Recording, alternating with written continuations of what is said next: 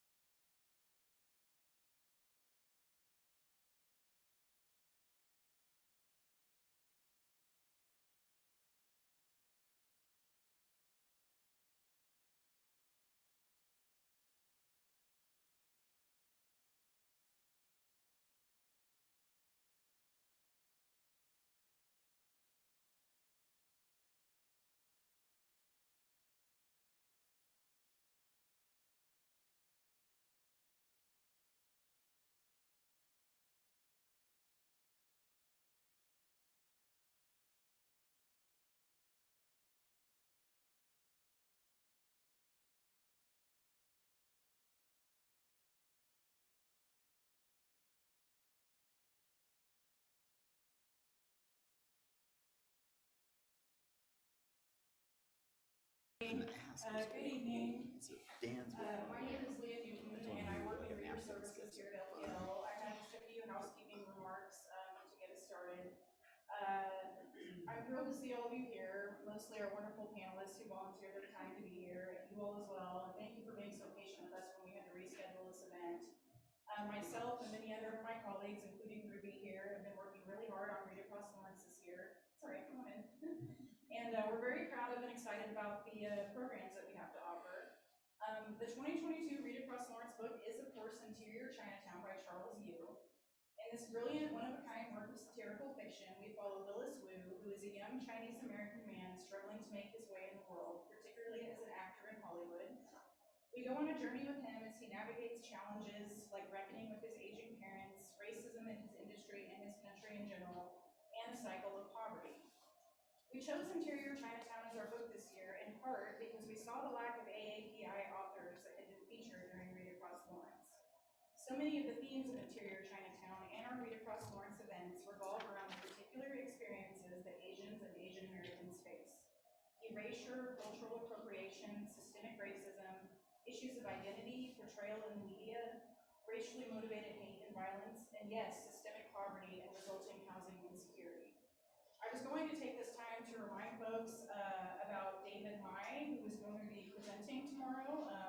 He was going to be doing a presentation entitled Generic Asian American, Hollywood's Invisible Role. Unfortunately, we also had to reschedule that event due to illness, so we're on a roll. David is an assistant professor of film and media studies at KU, and he'll now be presenting on Thursday, April 28th at 6 o'clock p.m. in the auditorium. He has an extensive personal and professional expertise on the issue of representation in film, which is another thread throughout Interior Chinatown. So if you're free again that evening, I really hope you'll join us for that. This program is uniquely relevant both to the narrative and our very own community, where providing safe, equitable, and affordable housing is top of mind for city leaders and citizens alike. It was inspired by the themes of systemic poverty and housing policy and how those affect the characters, but presented through the lens of Lawrence, which has an admittedly starkly different landscape of issues than Hollywood's Chinatown. We're very grateful to our local housing experts who have lent their expertise to address what's going on right here in our own community. So thank them for being here, and thank you all for coming, and I'll hand it over to Ruby. Thank you all. I don't have too much to add to this, but we represent two different departments, so reader services, and then I'm from info services, and we get a lot of questions from folks in the community about housing, housing resources, so this is something that we try to follow really closely. So yeah, I'm very excited about this event.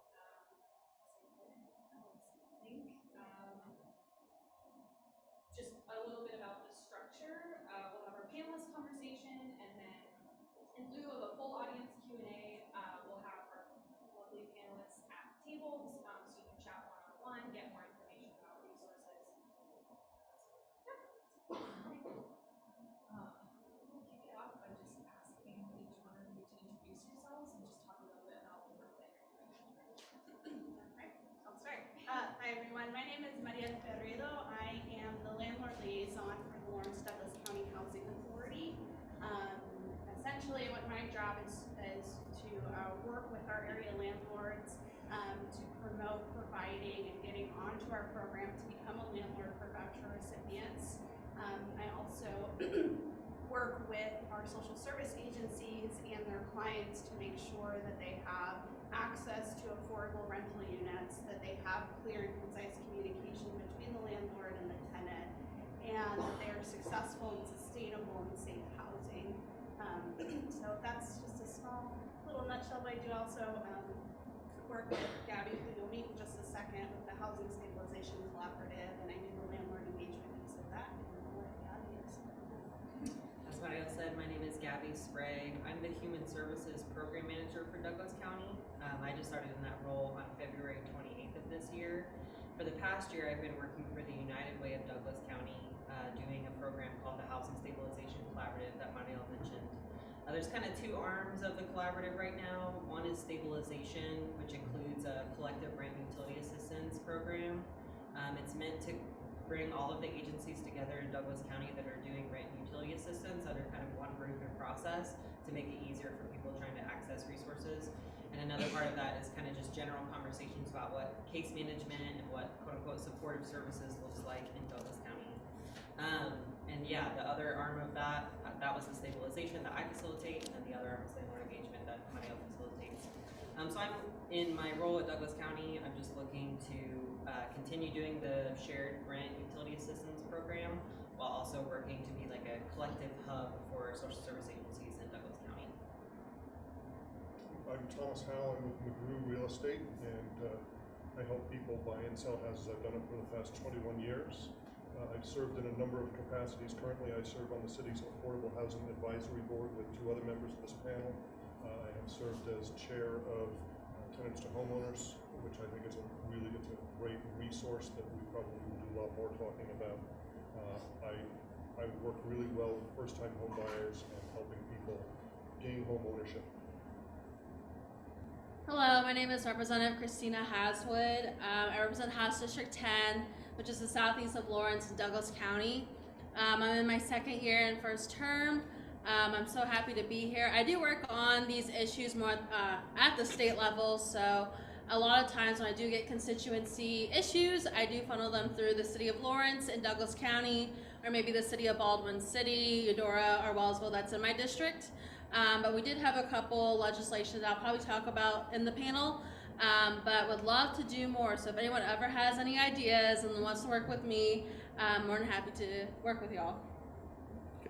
I'm Monty Sokup. I'm serving on the Affordable Housing Advisory Board now as the Justice Matters representative. That's a group of justice advocation group.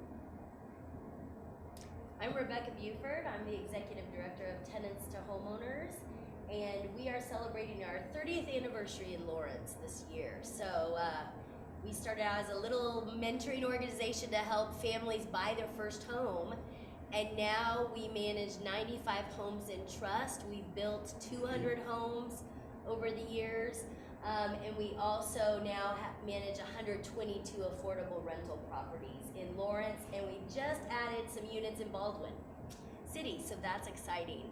So the trust, I think, is the exciting part. To me, we are the only trust in the state of Kansas, not conservation trust we have, but housing trust, where we say this land, no one can own it and make a lot of money on it. We're gonna put it in a community trust, and then we're gonna sell houses at an affordable rate, and people can make some money, but when they sell it, it'll still be affordable for the next buyer. So the initial 95 houses that are in trust all around Lawrence right now, we had to subsidize by about $3 million.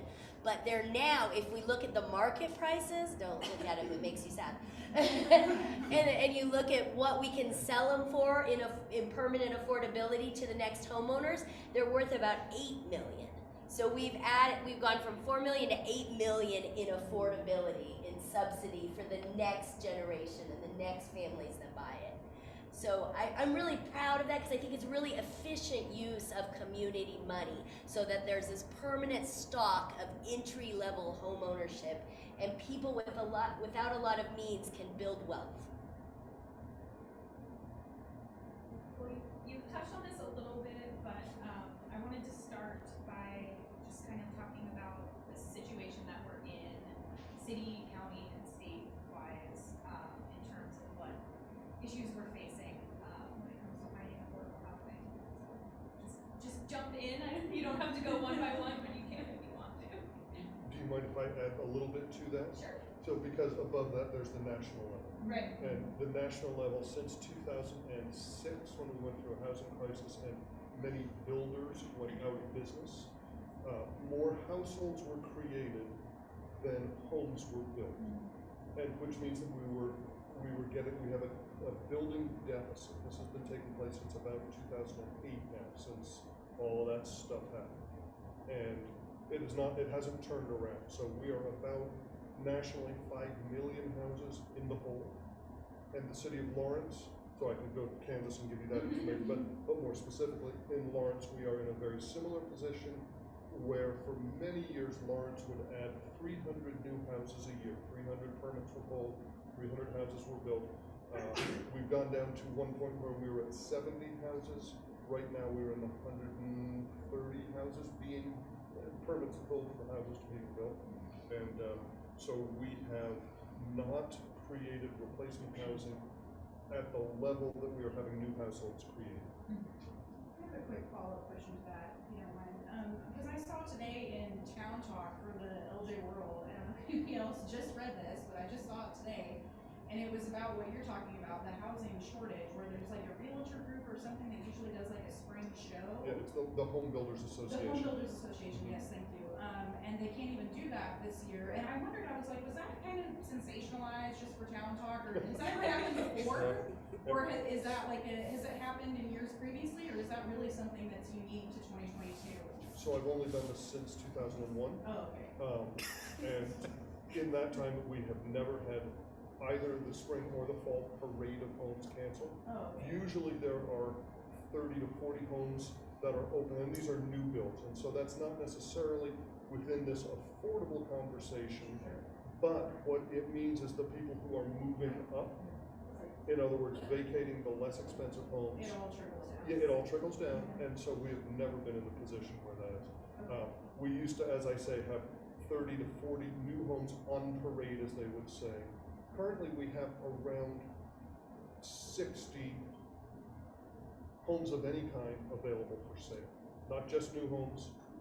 That's a very small number. Yeah. And there's a metric that we use, which says, if no more houses come on the market, how long will it take to sell off the inventory that you have? And a balanced market that favors neither those with the demand, which is the buyers, nor those with the seller, or with the supply, which is the sellers. When that balance happens, that's about 6 months worth of inventory. Okay? Currently, we have 14 days worth of inventory. And the way you look at that is you say, well, if in the past year, in any particular metric, in any particular market, we've sold 1,200 houses, that means 100 houses a month are being absorbed by the market. 600 houses would be that balanced market. Anything less favors those with the supply or the sellers. Anything more than that favors those with the demand or the buyer's market versus seller's market. And that's a pretty specific economic metric that's used all the time. And so anytime you fall, in Lawrence it's generally 4 to 5 months is more of a balanced market. And right now we have half a month's worth. Okay. So I want to touch on the trickle down, because we say that if we have people moving out of this size of home and moving into a bigger home, we have this trickle down effect, and that's true to some effect. But in Lawrence, because we have such a high rental market and we have a lot of investors that come into town and buy older homes, take those out of that trickle down. So we don't really, it's not a 1-for-1. If we build a new house and somebody moves, doesn't mean one comes to the affordable market. Right. And they're getting, with the pricing, they're getting sucked up so fast in the investment side that we're seeing an exacerbated problem with naturally occurring affordable housing coming to the market. So that, to me, that just says we've got to fill that market void somehow. That's part of what I think Rebecca's group's trying to do, and I mean we all kind of work in this realm. But that's something people don't think about. This year we had a trailer park purchased by a company, I think in California, is that right?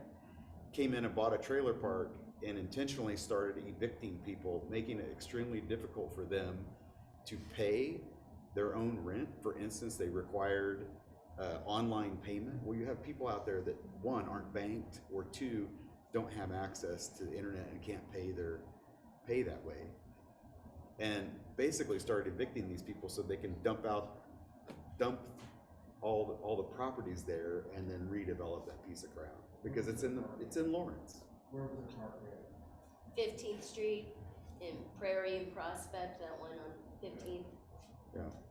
Yeah, and this So is a it's- specific economic model that's some of the worst scourge on poverty, I think, but that they also come in and they kind of maybe improve a street or something, but the cost of that is so minimal, and then they resell it to an investor who they make 3 times as much as what they put in, right? So they're just, I mean, and it's legal. We can make money on appreciating markets, but yeah, for Lawrence, that isn't helping us create Right. housing that is needed for our community. If I could interject something positive into that conversation, which is that the reason the three of us are here is because the city has said this is an issue which is really important to us. And so they've created an advisory board to say, can you help us come up with creative solutions for helping people who, what we think of it as workforce housing or affordable housing is a different name. And it's not just people buying houses, it's also figuring out solutions where we can house people who may not have the resources or may not. So that's the reason that we're here. I have a question. I live in North Lawrence, and my house was built in 1893, and I had a detached garage. And I would really like to convert that garage into an affordable house, okay, on my property, so that people could live there, like for $500 a month, Yeah. kind of thing. And I've been told by the city that because of the zoning requirements, I can't do that. I can convert it to a guest house for my own use or whatever, like, my sister comes to visit or something. But I cannot lease it to anyone. Yeah, it's our, And so that needs to change. yeah, I agree with you. That's, Because we can't go on this business of there's so many houses and people, it's not working in this community. and you're speaking of the ADU, Auxiliary dwelling auxiliary, unit. thank you. I was like, A stands for something. Auxiliary dwelling unit Yes. regulations. Yes. So they're very weird. I think there was a lot of neighborhood pushback when the city brought it up at first. So I think we're learning. I mean, I feel like we've moved a long way since that was originally written, which was like 5 or 7 years ago. And there was a lot of pushback, and so the city kind of made it pretty hard to use. Where now I think our appetite for that is a lot different, and they need to revise some of that.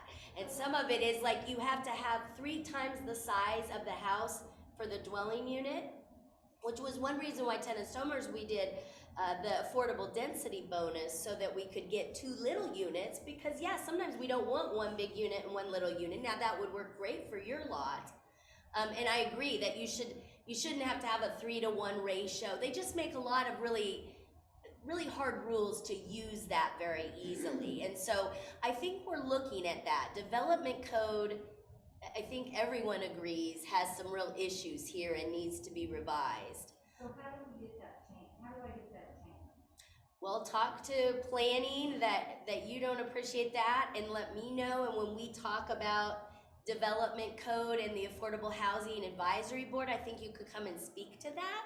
And if we hear from the public, it's not just the nonprofits or those of us in affordable housing saying, I'd love to use this to house somebody, I think that would be really good for the city to hear. Okay. Well, I've driven all through Old West Lawrence and East Lawrence, and I found at least 20 garages. Similar that have grandfathered been in, right? Residential Yep. housing. But then they're telling me that I can't do that. Communicate with the city commission, because they ultimately make the decisions.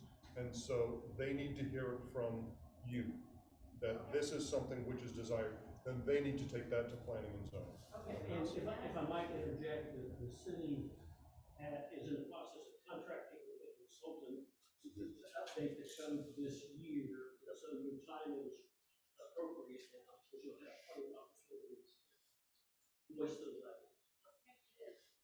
Yeah, and you can, Space. we're involved in that. At least the 3 of us are Yeah, gonna be we'd love involved to in hear, that but process. yeah, so. let's make sure that someone is hearing that. Cause yeah, I think sometimes the city folks assume, they hear from someone who's mad about a rule. And that might not really be the majority of how people feel. Sometimes the squeaky wheel gets heard, so you gotta be the squeaky wheel in this case and say, yeah, I'd really love to be able to do that. Yes.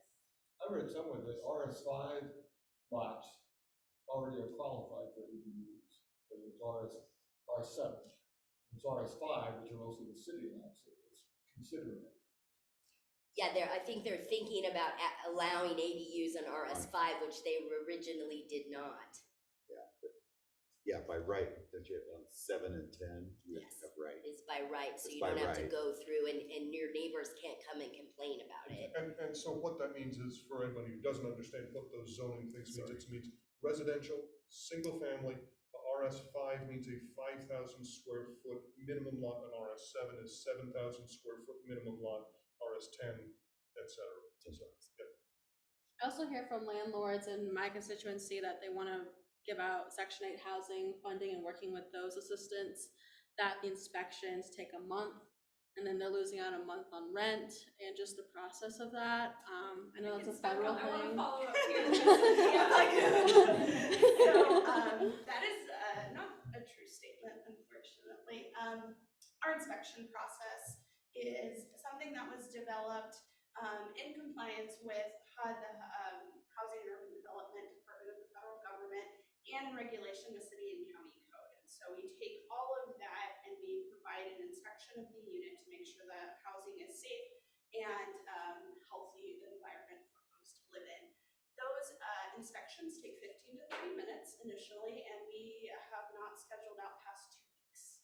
So even at a point, I think the fastest I've seen the turnaround is less than 48 hours. So we are not a big community like a Kansas City or Topeka, so you're probably going to see slower times with inspections on that. But our inspection process is very quick, very efficient, and we have not had a landlord who has had an initial inspection that has not continued with the process. I think in the 20 years that one of our inspectors was working within Housing Authority, she had one landlord that did that. So it is a very common misconception. We do get that a lot, that our inspections are difficult, that they're maybe a little bit over the top, but they're very basic. Is the house secure? Is it safe? Do your windows stay up when you open them? That's a hazard thing. It's a safety thing. Do your electric outlets work? Are they grounded? So things that are almost basically city or county code anyway are put in there, and they're inspected annually to make sure that that safety of that house continues. So it's an accountability piece. And we're working in the city. We're seeing more with our code enforcement office asking for inspections every 3 years. And so we're starting to see a pickup of that in the city as well. And the goal here is to standardize things, to make sure that those inspections are top quality and that we're working with the city. So a inspection at the Housing Authority takes place of that city inspection. You also don't have to pay the rental fee that you would to get your licensing there. So we really try to work with people and try to make it, at least for landlords, a very easy and smooth process. And that's a big majority of my position too, is if there are any issues, I'm right there answering them. I'm making sure the process moves smoothly, but we have not had, in my time or in the time that I've spoken to our inspectors, a scheduled inspection that has been 2 weeks at the most, I think has been, and that's just turnover, that August month when everybody's leases up and all the students are kind of trying to get out or trying to get in. That's probably when we'll see more, because that's just when everybody's leasing and stuff. So. Hi, yeah, may I just piggyback off this? Hi, I'm Alex. I work with Catholic Charities. I work with Salvation Army. I work with the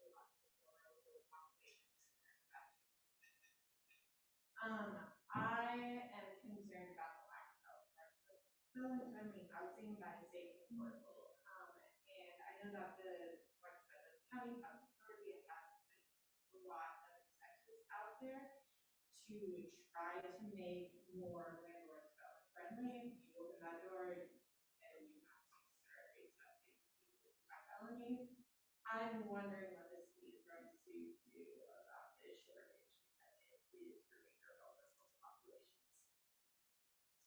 And I think that people who are interested in talking to the city about that issue, so there is currently at the Human Relations Commission, I think I'm getting that right, they're revising Chapter 10, which is the discrimination ordinance, and that would be an opportunity to put in something that would protect folks who are felons, who have a felony in their record, because you're right, there are very few landlords in town that will accept a person with a felony in their record.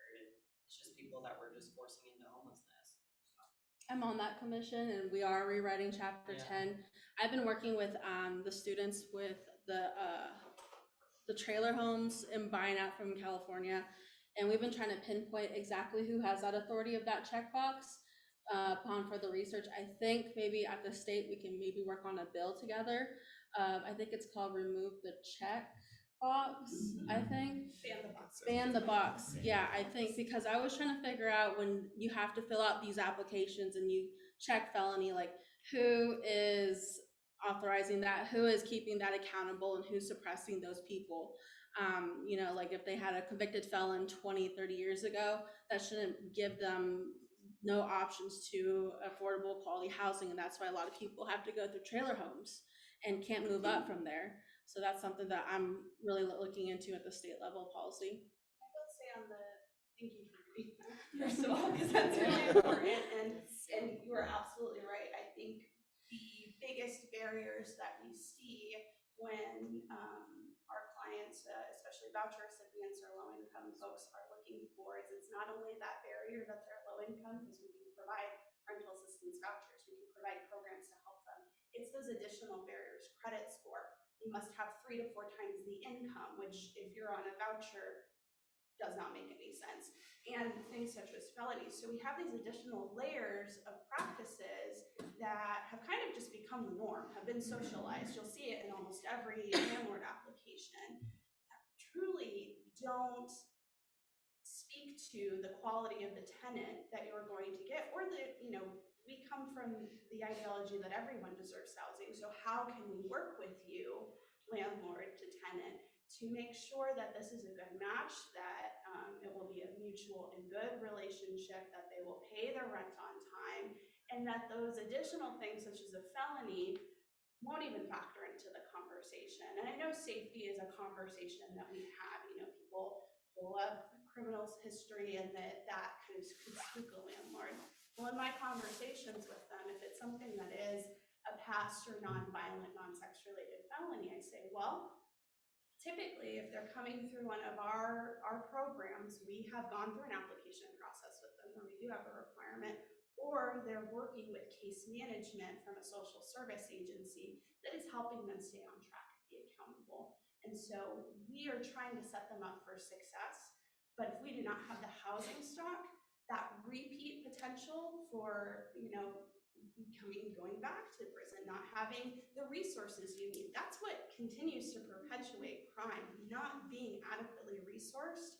And so if we are consistently turning away people from housing, we're not giving anyone the opportunity of that second chance to be successful, to be sustainable in their housing. And so we really need landlords to start working with us and shifting that mindset that these, you know, check boxes are the way to a good tenant, when we have to see it on an individual basis and have to understand the resources and the services that are being provided to that individual to make sure they're successful. Why aren't the landlords working with you? It sounds as reasonable as you. Yeah, well, they don't have to. That's the big thing. I think a lot of it has to do with, unfortunately, our fair market rent is not at the standard of what a landlord could profit off of renting to someone who isn't considered low income. So if you go on our website, you will see what HUD annually determines as fair market rent. Depends on bedrooms, and we try to set that standard every year. We try to look at census tract property values, things to make that the most comprehensive fair market rent. Now, of course, they don't have to adhere to that, and so we have some property owners that will go 3 to 4 times above that, and then he'll have somebody that can rent to that, because we live in a university town and we have that housing availability and that rental availability from tenants to do that. And so it's really that you don't have to be a landlord that accepts vouchers. And so oftentimes we see that not happen. Now, earlier speaking to these outside companies coming in and buying trailer parks, that's happening with apartment complexes at an astounding pace. I can name 3 to 4 apartment complexes in the last 2 months that have been purchased by outside entities who have given me a call and said, we are no longer accepting Section 8. No reason, just saying that we don't have to, so we're not going to. And that is displacing people who are already in those apartment complexes because they will receive a non-renewal because they won't be receiving that subsidy check anymore. And it's preventing anybody else. And the last reason I got from an apartment complex, and I will try not to be upset when I speak about this, is they want to shift the culture, meaning they don't want to accept people who are poor. And that in itself should be discrimination. It should not be allowed, but we do not have any policy or any accountability to say, well, you can't do that. And so that's something that definitely needs to change, in my opinion, and something that we're working on and thinking about as social service agencies, as providers of affordable housing, is how do we put some accountability? Because if you can just tell me no and not give me a substantial reason, well. So we've had conversations about income Source of income. discrimination, source of income yeah, discrimination. so I didn't understand whether that was legislation, what that process So is. that in the revision. Let's explain what that is. So, and I'm going to call it legislation, even though I'm not sure that that's exactly what it was. But to be able to discriminate against renters just because of where the funds are coming from. So source of income, source of the funds for doing, and that would address that issue. Correct. So Part of it. So that is currently living in the revision of Chapter 10 that the Human Resource Commission is working on. And that is something that we're encouraging, that they look at source of income as a protected class. And what that would do is say, you cannot discriminate based on how that individual is paying for their rent, not the income requirement, but specifically how they're paying. And we would like to include specifically saying vouchers or Section 8, because what that will do is then not allow these larger complexes to say no vouchers no matter what. Now that doesn't mean that they can't heighten their other requirements, but we're hoping that if they try to do that, you're just going to lose a whole other group of people who wouldn't be able to meet those standards anyway. So it's something that we've seen in other communities that has worked. There was a national study that HUD put on working to see what the issues were in the disconnect between landlord engagement. And it wasn't part of the study initially, but one of the findings was areas that had source of income protections saw more landlord engagement.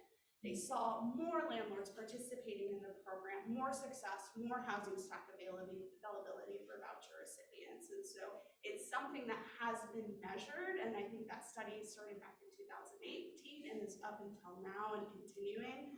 But we're seeing that as something that's successful and something that's putting a piece of accountability. And I'm in the business of, I want to support landlords, I want to work with you, but there is an imbalance right now between a landlord and a tenant. The rights of a tenant are not as big and as powerful as the rights of a landlord. And so how do we put some accountability measures that's going to make sure that we do have this housing stock and make sure that folks who are not ready to purchase a home are able to rent and survive and be successful.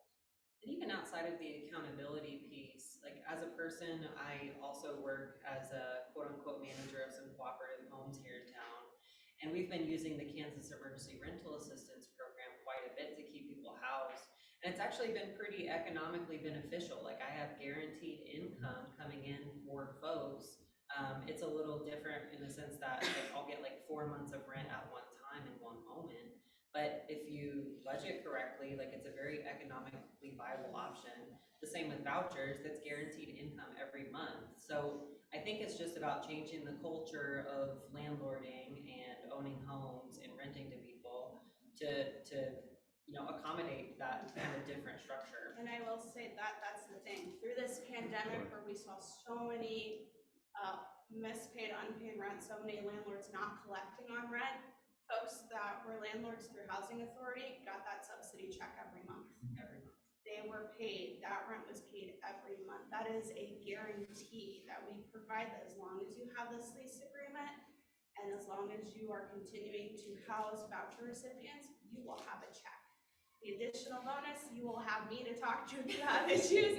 Another bonus, if that individual is a higher barrier individual, we work with social service agencies to make sure they're successful. So there's, I think that's the piece that, and there's conversation. I think that's the piece that most landlords don't understand. Yes. That there is that wraparound, when you take on somebody that has it, they get those extra services that can help them be successful. And I will say, 'Cause your other tenants are not getting that. Right. So you can have a bad tenant no matter who they are. You know, they could be paying that rent every month. They could be a crappy tenant, or you know, they could have a bad relationship with that individual. Income does not matter because we have the resources to make sure that folks are successfully housed. So it really is now a conversation of let's shift the idea and let's shift some of those preconceived ideas of what voucher recipients, I don't even like to use the word Section 8, I like to use voucher recipients because there is such a stigma on that term, and you know, it's associated with poor and not good tenant, but really single moms and families are the people that are vouchers, working families are the people that have vouchers, people that are your neighbors have vouchers, and it is not lesser than or less deserving of housing. If anything, they're doing the work and they're utilizing the services that are available to them to make sure they're successful. Yeah, I like how you flipped the script and said change the culture of landlords instead of change the culture of low-income folks who need a place to live. So that was great. You've had your hand up for quite a while there. Well, I'm interested, you mentioned Town Talk and you mentioned No Home Show this year. The Journal World often has a column on showing someone's personal home. You know, we painted the stairwell orange or something.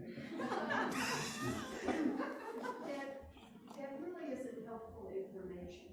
One of those columns ended, it's the blue lady, and it said, Lawrence is my home. Lawrence is my home. And I don't know any of these things you're talking about. I think beyond Town Talk or the homes or home parade, I would like simple who, what, where, when, why information. Like how many apartment complexes are owned by local people, by out-of-town people. I would like to know about the trailer. Lawrence is my home. I don't know what's in the basement, the attic. I don't even know if I have a garage. And I just need information in our newspaper is the only place some of us can get it. And it would be fascinating. Make interconnectedness. How does low-income housing shortage affect my life? Well, I go out for dinner to a nice restaurant and there's no waitresses because they can't afford to live here, to get a bus, to get to work. If rent's high, you can't get a car. It's so interconnected that we need help broadening out. How does it affect my life that you can't pay your rent? And we'll find some common ground. Why are those Planet A boxes all over my old Lawrence when they get an F all the time? That's clothing going out of here. Maybe if it stayed, somebody would have more money to pay rent. I mean, it could be fascinating and non-controversial information. How do you do that? I think if you look at the city's property tax bills, you'll see that many of the largest taxpayers are private equity firms who own large apartment complexes. And it's only, as they indicate here, it is increasing at a non-sustainable rate. Private equity is flooding the market as suggested by this latest trend with trailers. I like, if I could, I would like to ask a question. I own property here in Kansas City and in Missouri as well. And right now I'm cleaning up after a person who was a bad tenant. Okay? And it's not fun. Okay. My question Probably cost you to you years' all wages. is,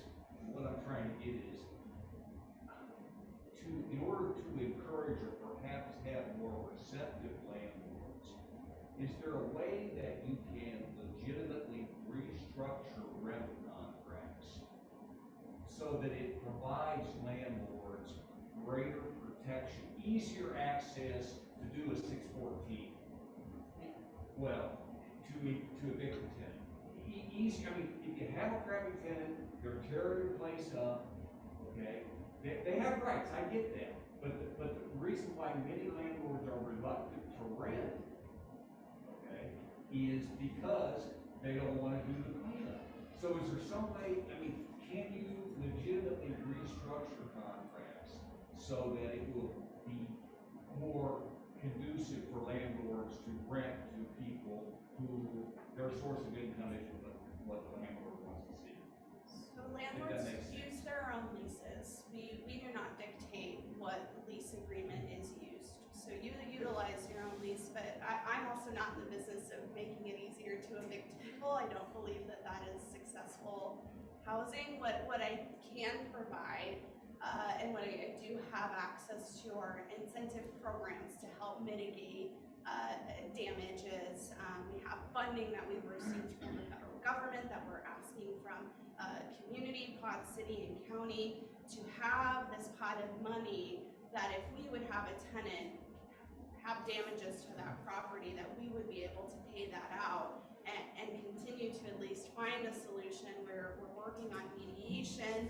If there are any landlord-tenant issues, that we sit them down with a third-party mediator and discuss those issues and work it out. We are on the preventative side of ever having an eviction, because evictions unhouse people. I understand it. I've been there. Yeah. But what I'm saying is, if you want to attract more landlords, okay, then, you know, is there a way to, and you know, maybe if you're messaging to them, and again, if you're messaging to private equity who lives in Boston, it's not going to make a shit difference. But, you know, if you're messaging to landlords saying, you know, we have funds out here, you know, we have safety funds in case, you know, they pour grease down the sink and screw up the, you know, I mean, if that comes to the forefront, you know, say, hey, we're trying to minimize your risk.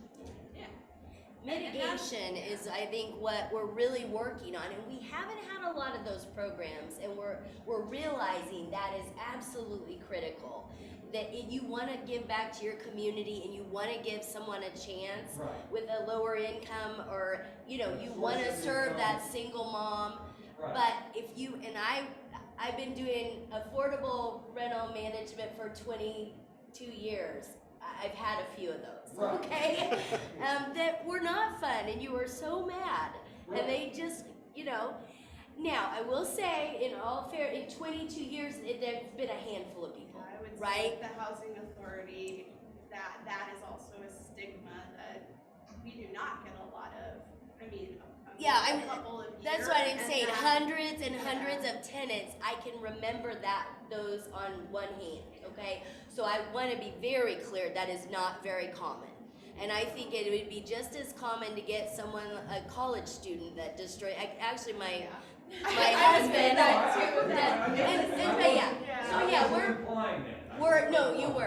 So we're in agreement. But the other thing I would like to say is, for that small population that is maybe not very independently housed, we are all working here on supportive service housing, right? So it's not that we don't want those people to be housed, it's that they need some additional supports to remain housed, and we shouldn't put that on an independent landlord who doesn't have the training or resources or support systems to help that person. But those people are, I mean, most of us in this business say there's 100, 150 of those people in Lawrence. And we are working. Douglas County just went through a transitional supportive housing study to see what the stock was for supportive housing for folks who maybe just need that additional support. We're not successful in independent housing within a private supportive housing. support. Yes, so support. So there's many models to supportive housing. You can see it in a group home setting where you have multiple units and you have a central case manager or somebody that is there to provide support, either 24 hours or however much time they have. And they just are additionally supportive, housing, working with those people to be successful on more of a one-on-one. Community property is usually purchased, public housing is utilized with that, and we work with mental health services, different agencies to provide that support in housing. Now, we did a study in Douglas County and found we don't have a whole lot of that supportive housing, which is probably a big indicator of why we have some of these landlords saying, you know, I had this person who set my apartment on fire. That was something that did happen. And that individual maybe needed a little bit additional supportive housing. Maybe they needed a little bit more.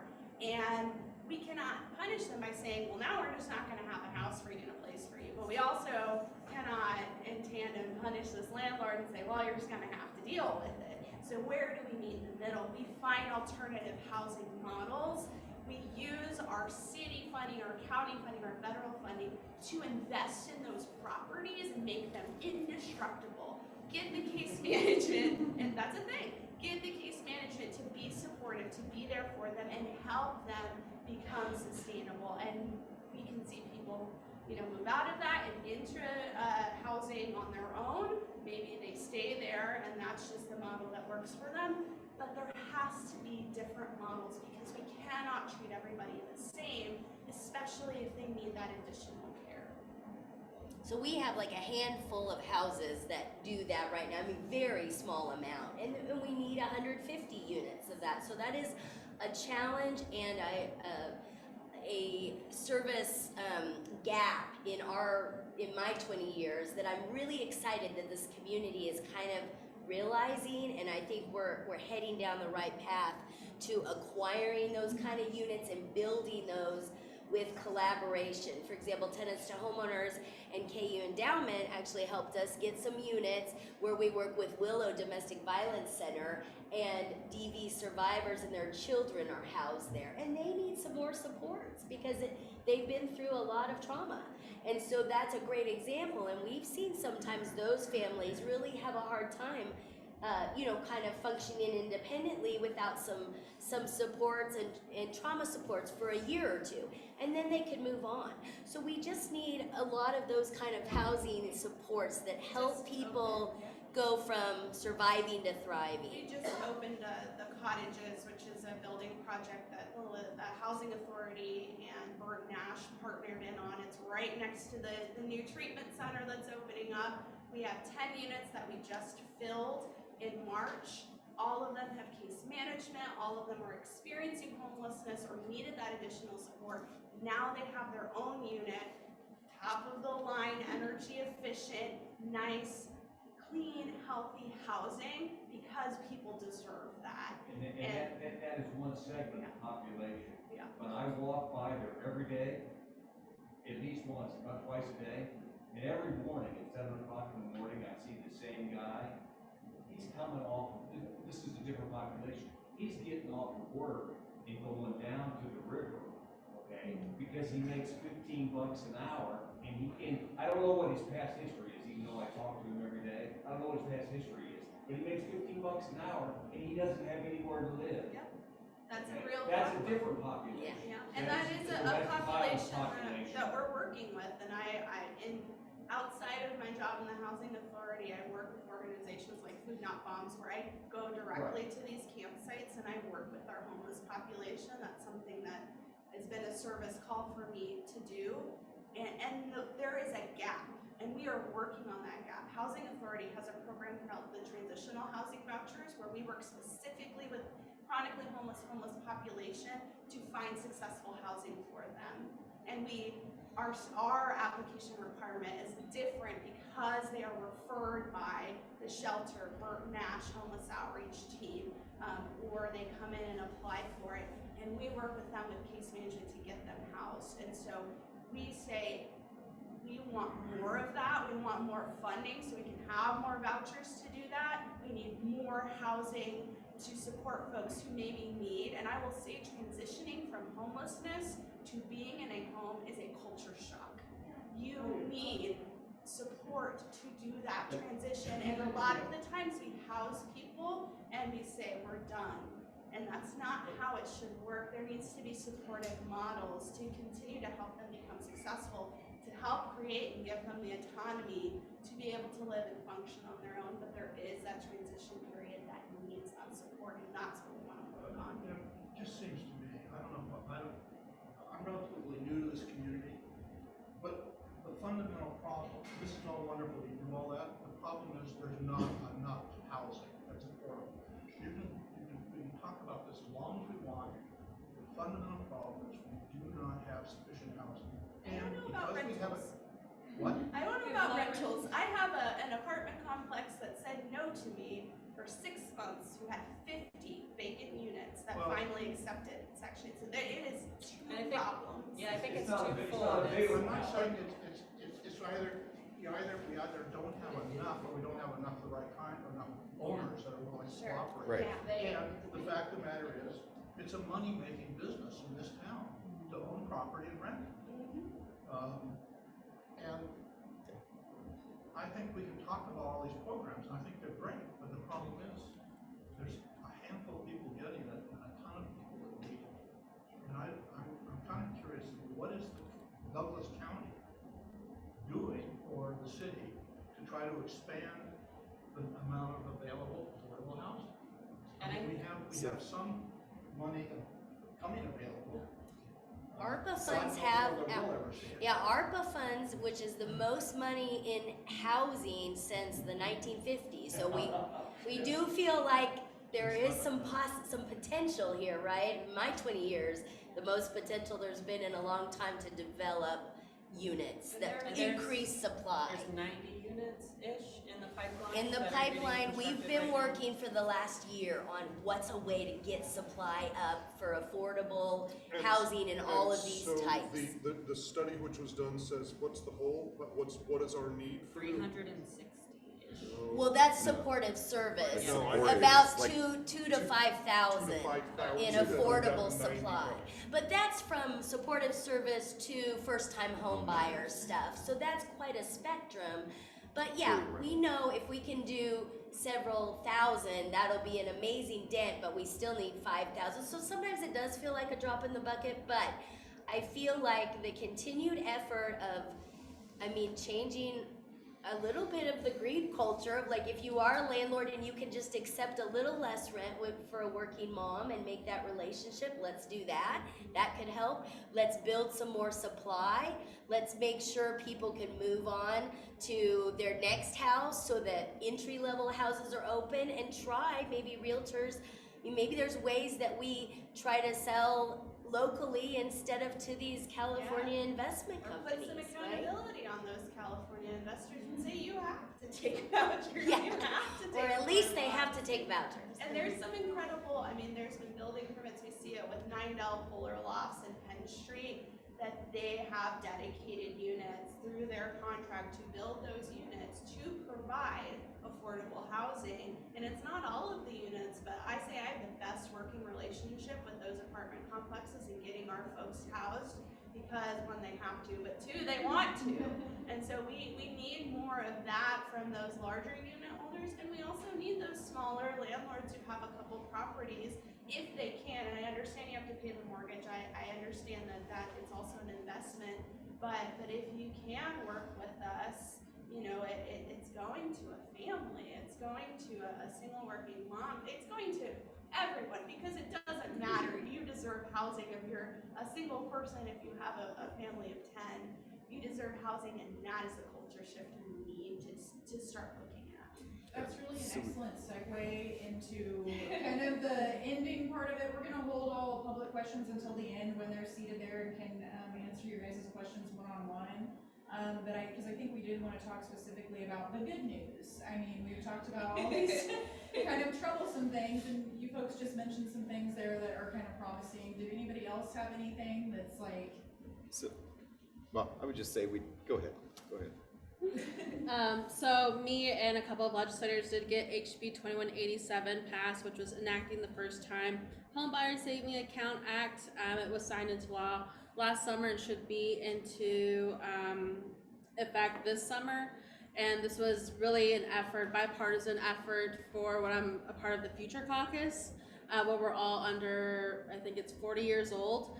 And we all face this across the state of Kansas. I'm 27 and I make $88 at the legislature. I currently am not getting paid today because we're on break, right? So I don't have enough money to purchase a home. I had to get my mother to co-sign for my apartment, which I do split rent with my partner. So I feel like I am still in this boat of trying to find affordable housing. So I'm also learning today as well. So I would just say that we have, 5 years ago, we created the Affordable Housing Trust Fund. It was a half-cent sales tax here in Lawrence if everybody pays.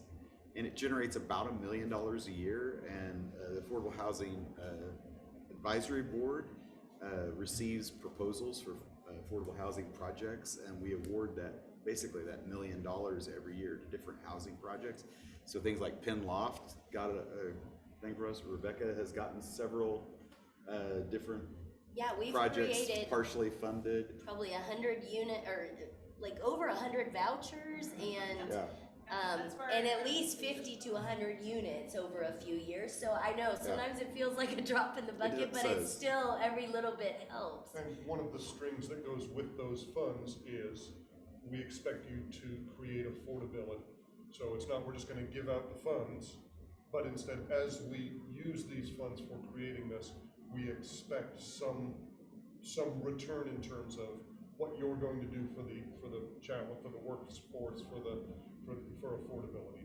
So which is why the Penn Street Lofts, why 9Del. I'm not sure if we gave money to 9Del, but I know that you worked with them to make sure that part of that was set aside for affordability. And those are funding projects that we're doing. Yeah, Right. the Affordable Housing Advisory Board has contributed $480,000 in the last 2 years to the Housing Stabilization Collaborative, which has worked to keep people housed during the pandemic and also created my position and where I'm led to where I'm at now, doing it in Douglas County and making it more of like a systemic protection for folks for evictions. It's a really upstream solution too. Like we're not letting them go through the cycle of being evicted and unhoused for 3 months and the trauma of that. And then, it costs 3 times as much to get them back housed. So it makes so much more sense if we put our funding into permanent supportive housing or upstream preventative solutions. I think the other thing the Affordable Housing Advisory Board is really trying to work on is the reality that we need so many units that all of us here can't do it all. And it is how do we work with for-profit developers? And I think our community can continue to push and say, if you want to be working in this community, you can be a part of this solution. It's not, we're not asking them to lose a bunch of money and make half of their units affordable. They could easily donate a lot or two or just sell at cost 1 or 2 units. So every new development has some affordability. That's what they do across the country in most places. When we mentioned this as a best practice 5 or 6 years ago, the state then outlawed it because I think they thought liberal Lawrence is going to make it hard for anyone to do what's called inclusionary zoning. And what that's really saying is, hey, if you want to build multi-million-dollar houses, you got to build a little bit, or let's make it a mixed neighborhood, a mixed income. I always say neighborhoods are like dogs. They're best when they're mixed. So that idea, we really can make an effort to mix the neighborhood up, and that protects the neighborhood, it protects all of us, and gosh, it gives us a lot more learning lessons of who our community members are, right? And so I think we need to push our developers too, to say, hey, what are you could just do one house in this, 50-unit complex. Let's do some of that. And we're really trying to create a menu of ways that developers aren't overwhelmed by that, but they're like, yeah, I can give to that, or I can be a part of that in this development. So one thing this community did through the new, is it 2040, Horizon 2040 plan, is they said that every development had to have a community benefit, but they didn't, because we couldn't do prescriptive zoning. We basically said, you've got to create some kind of community benefit. That might be a park, it might be a site for a school, it might be affordable housing, it might be an extension of the Lawrence Loop, or easement for that or whatever. But through that, several of us have been talking with developers and saying, look, if you'll just, give us the opportunity to buy a couple lots with the trust in your development to do affordable housing, we'll come and speak on your behalf at the zoning commission and at the planning commission. We'll support your projects if you do that. So we're out there advocating legally to try to get these things done and try to get But it is a culture switch, isn't it? Like, I'm here to make money. I don't want to do anything I don't understand, right? Right. So some of that is a education on that, trying to make It's it a lot of easy for them to understand.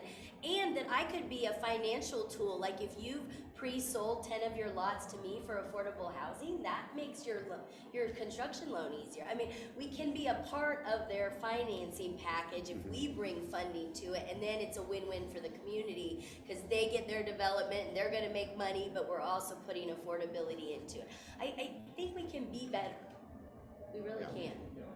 Given our current status, we know we can be better. We're working on it. All right, we're gonna break for one-on-one tabling over here. But I just want to thank everyone so much. Yeah, let's hear it for I